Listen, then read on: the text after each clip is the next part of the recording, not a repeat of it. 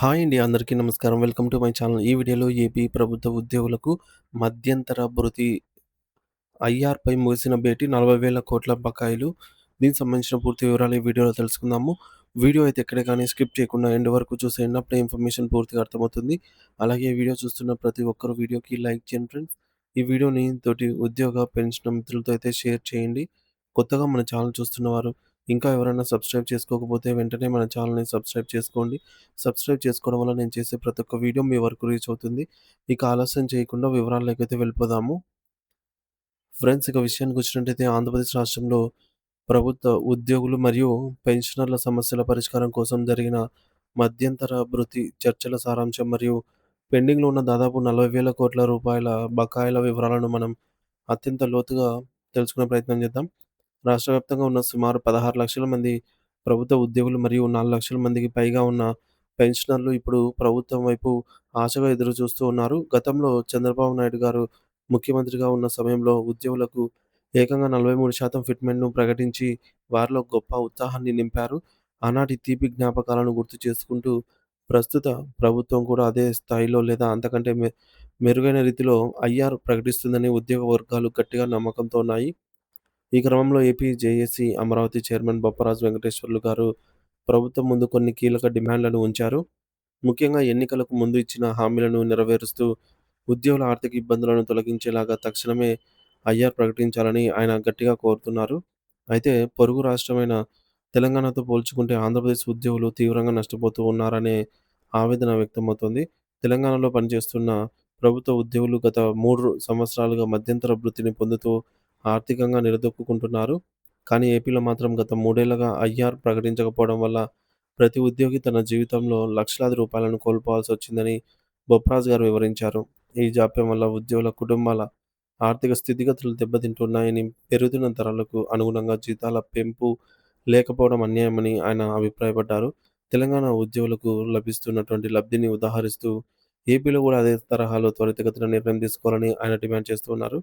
మరోవైపు 12వ PRC commissioner నియామకం గురించి కూడా చర్చలు ఊపందుకున్నాయి. పీఆర్సీ కమిషన్‌ను నియమించడానికి ప్రభుత్వానికి ఒక్క రూపాయి కూడా ఖర్చు ఉండదని, కేవలం ఒక జీవో జారీ చేస్తే సరిపోతుందని బొప్పరాజు వెంకటేశ్వర్లు గారు గుర్తు చేశారు.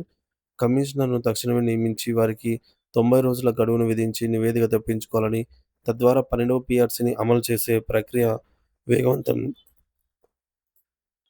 ప్రక్రియను వేగవంతం చేయాలని ఆయన కోరారు. ఐఆర్ అనేది కేవలం తాత్కాలిక ఊరట మాత్రమేనని, శాశ్వత పరిష్కారం పీఆర్సీ అమలులోనే ఉంటుందని ఉద్యోగ సంఘాలు నమ్ముతున్నాయి. ఇప్పటికే ఈ విషయంలో చాలా ఆలస్యం జరిగిందని, ఇకపై జాప్యం చేస్తే ఉద్యోగుల సహనం నశిస్తుందని వారు హెచ్చరిస్తున్నారు. ఇక రాష్ట్రంలో పేరుకుపోయిన బకాయిల అంశం అత్యంత ఆందోళనకరంగా మారింది. AP JAC Amaravati secretary general Palisetti Damodara Rao గారు తెలిపిన వివరాల ప్రకారం గత ప్రభుత్వం నుంచి మిగిలిపోయిన బకాయిలు మరియు ప్రస్తుత ప్రభుత్వం చెల్లించవలసినవి కలిపి మొత్తం 40,000 కోట్ల రూపాయలకు పైగా బకాయిలు ఉన్నాయి. ఇందులో అత్యంత బాధాకరమైన విషయం ఏమిటంటే, ఈ బకాయిలలో మెజారిటీ వాటా పదవీ విరమణ చేసిన ఉద్యోగులకు మరియు విధి నిర్వహణలో మరణించిన ఉద్యోగుల కుటుంబాలకు చెందాల్సినటువంటి సెటిల్మెంట్ డబ్బులే ఉన్నాయి. తమ జీవితకాలమంతా కష్టపడి దాచుకున్న డబ్బును రిటైర్మెంట్ తర్వాత కూడా అందుకోలేక చాలామంది వృద్ధ పెన్షనర్లు అనారోగ్యంతో మరణిస్తున్నారని, ఇది మానవీయ కోణంలో చాలా దురదృష్టకరమని ఆయన ఆవేదన వ్యక్తం చేశారు. ఈ అంశంపై ఇప్పటికే పలుమార్లు ప్రభుత్వానికి లిఖితపూర్వక విన్నపాలు సమర్పించినట్లు ఆయన తెలిపారు. ముఖ్యమంత్రి గారు ఎన్నికల మేనిఫెస్టోలో ఇచ్చిన సూపర్ సిక్స్ హామీలను మరియు ఇతర ప్రజా పథకాలను అమలు చేయడంలో చూపిస్తున్న చొరవను ఉద్యోగుల విషయంలో కూడా చూపించాలని పలిశెట్టి దామోదరరావు గారు విజ్ఞప్తి చేశారు.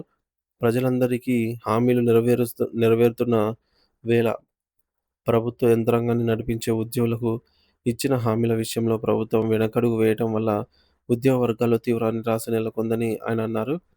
ప్రభుత్వానికి మరియు ఉద్యోగులకు మధ్య వారధిగా పనిచేసే ఉద్యోగుల మనోధైర్యాన్ని దెబ్బతీయకుండా వారి బకాయిలను వెంటనే క్లియర్ చేయాలని ఆయన కోరారు.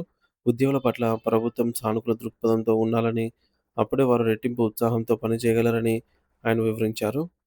అలాగే రాజధాని అమరావతికి చట్టబద్ధత కల్పించినందుకు మరియు దాని అభివృద్ధికి సహకరిస్తున్నందుకు ప్రధానమంత్రి నరేంద్ర మోదీ గారికి మరియు ముఖ్యమంత్రి చంద్రబాబు నాయుడు గారికి ఏపీ జేఏసీ అమరావతి మహిళా విభాగం చైర్పర్సన్ భారీ లక్ష్మి గారు ప్రత్యేక ధన్యవాదాలైతే తెలియజేశారు. అమరావతి నిర్మాణం ఉద్యోగుల భవిష్యత్తులో భవిష్యత్తుతో ముడిపడి ఉందని జెప్పేసి గూడా ఆమె అభిప్రాయపడ్డారు.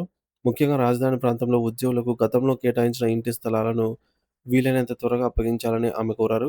ఉద్యోగులకు సొంత ఇల్లు ఉంటే వారు మరింత నిశ్చితంగా రాజధానిలో విధులు నిర్వహించగలుగుతారని, ఇది వారి కుటుంబాలకు ఎంతో భరోసా ఇస్తుందనైతే ఆమె తెలిపారు. సో, మొత్తానికి రాష్ట్ర ప్రభుత్వం ప్రజలకు ఏ విధంగానైతే భద్రత మరియు భరోసా కల్పిస్తుందో, అదే విధంగా తమ కోసం అహర్నిశలు శ్రమించే ఉద్యోగులకు కూడా ఆర్థిక భద్రతను కల్పించాలని ఉద్యోగ సంఘాలు ముక్త కంఠంతో కోరుతున్నాయి. ఐఆర్ ప్రకటన, పీఆర్సీ కమిషన్ ఏర్పాటు మరియు 40,000 కోట్ల రూపాయల బకాయిల చెల్లింపు అనేవి ఇప్పుడు అత్యంత ప్రాధాన్యత కలిగిన అంశాలు. ముఖ్యమంత్రి గారు తన అనుభవంతో ఈ సమస్యలను పరిష్కరించి ఉద్యోగుల కుటుంబాల్లో మళ్ళీ వెలుగులు నింపుతారని లక్షలాది మంది ఆశతో ఎదురుచూస్తున్నారు. ఈ పెండింగ్ బకాయిల విడుదల జరిగితేనే రాష్ట్ర ఆర్థిక చక్రం కూడా మరింత వేగంగా తిరుగుతుందని, తద్వారా అందరికీ మేలు జరుగుతుందని విశ్లేషకులు భావిస్తున్నారు.